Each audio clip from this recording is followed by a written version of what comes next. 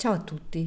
Influenzare un narcisista può sembrare un'impresa ardua, ma conoscendo i giusti trucchi psicologici è possibile orientare il loro comportamento senza cadere vittima della loro manipolazione. I narcisisti sono individui con un alto senso di autostima, un costante bisogno di ammirazione e una profonda difficoltà nel gestire critiche o rifiuti. Tuttavia la loro vulnerabilità risiede proprio in queste caratteristiche ed è possibile sfruttarle per ottenere risultati favorevoli. L'uso della lusinga mirata. I narcisisti hanno un forte bisogno di conferme e di adulazione.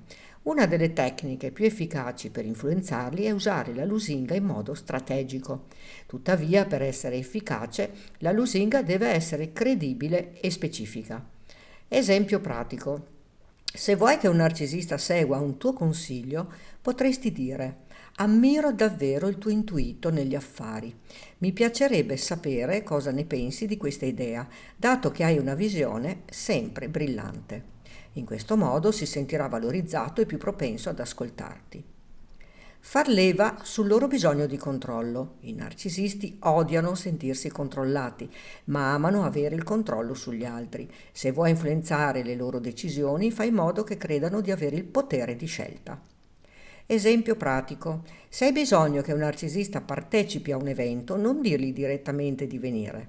Invece presentagli due opzioni.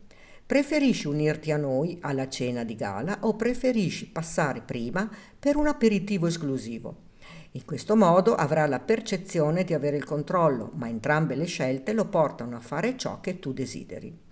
Utilizzare la psicologia inversa. I narcisisti tendono a fare l'opposto di ciò che gli viene imposto, specialmente se percepiscono un tentativo di manipolazione. La psicologia inversa può quindi essere un potente strumento per guidarli verso una decisione senza che se ne rendano conto. Esempio pratico.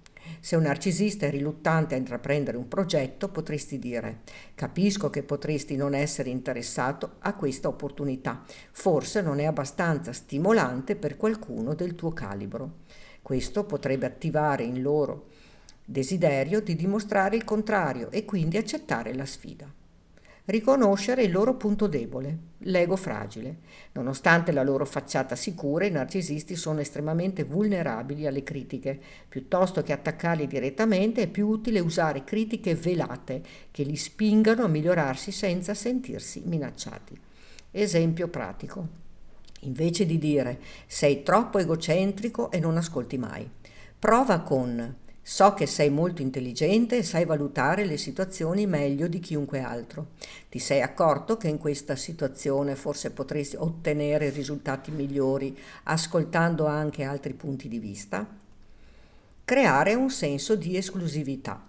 I narcisisti amano sentirsi unici e speciali. Se vuoi convincerli a fare qualcosa, fagli credere che solo pochi eletti possono accedere a quella possibilità. Esempio pratico. Se vuoi che accettino una proposta, potresti dire: di solito questa opportunità è riservata a pochissime persone di alto livello, ma ho pensato subito a te perché sei l'unico che potrebbe davvero farcela. Questa tattica solleticherà il loro bisogno di sentirsi superiori. Non mostrarsi mai bisognosi. I narcisisti tendono a perdere interesse quando percepiscono che qualcuno ha bisogno di loro. Se vuoi mantenere la loro attenzione, devi sembrare indipendente e persino un po' sfuggente. Esempio pratico. Se vuoi che un narcisista si impegni di più in una relazione, evita di inseguirlo. Invece fai in modo di essere impegnato, misterioso e meno disponibile. Questo attiverà il loro istinto competitivo e il desiderio di riconquistarti. Mostrare fiducia e determinazione. I narcisisti rispettano solo chi dimostra sicurezza in se stesso. Se vuoi influenzarli, devi comunicare con fermezza e senza esitazioni. Esempio pratico. Se devi negoziare con un narcisista, evita di mostrare incertezza. Di invece: sono sicuro che questa soluzione sia la migliore per entrambi. Ecco perché penso che tu possa trarne un enorme vantaggio. Se percepiscono sicurezza, saranno più inclini a considerare la tua posizione. In sintesi, influenzare un narcisista richiede astuzia e una buona comprensione della loro psicologia. La chiave è sfruttare il loro bisogno di ammirazione, di esclusività e di controllo senza mai sembrare bisognosi o condizionati. Utilizzando le tecniche giuste è possibile ottenere ciò che si vuole, senza cadere nella loro rete manipolativa. Tuttavia è importante ricordare che il rapporto con un narcisista può essere emotivamente impegnativo, quindi bisogna sempre valutare se ne vale davvero la pena. Ad ogni modo, un narcisista, quando viene influenzato psicologicamente da qualcuno, può avere una serie di pensieri contrastanti a seconda del suo livello di consapevolezza, del tipo di influenza che sta subendo e della minaccia percepita al suo senso di superiorità. Ecco alcune possibili riflessioni del narcisista. Resistenza e negazione. Nessuno può davvero influenzarmi, poiché sono sempre io che controllo. Questa persona pensa di potermi manipolare? Che presunzione. Non ho bisogno di cambiare nulla, sono già perfetto così come sono. Mancanza di considerazione dell'influenza.